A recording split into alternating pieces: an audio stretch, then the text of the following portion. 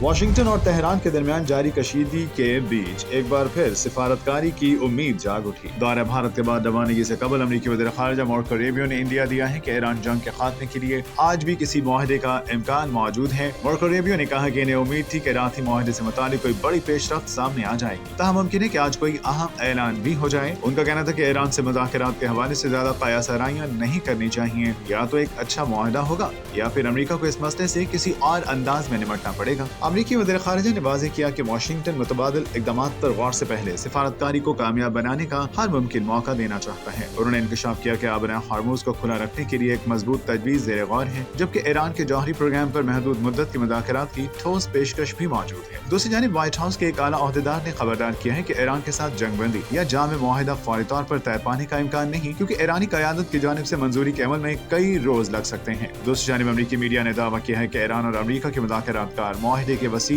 उसूलों पर इत्तेफाक कर चुके हैं, जबकि अमरीकी हुकाम का ख्याल है कि ईरानी सुप्रीम लीडर मुज्तबा क़ामनाई ने इब्तदाई क़दोखाल की मंजूरी दे दी है, ताहम हतमी दस्तखत से कबल कई अहम निकात तय होना बाकी है। इससे कबल सदर डोनाल्ड ट्रंप ये कह चुके हैं कि ईरान के साथ मुआहिदा अभी मुकम्मल तौर पर तय नहीं हुआ, ताहम उनके बकौल ये मुआहिदा साबिक अमरीकी सदर बराक ओबामा के दौर के जौहरी मुआहिदे से बिल्कुल मुख्तलिफ होगा। अब दुनिया भर की नजरें वाशिंगटन और तेहरान पर जमी हुई है कि आया सिफारतकारी कामयाब होती है या खिते में एक नई हलचल जन्म लेने वाली है।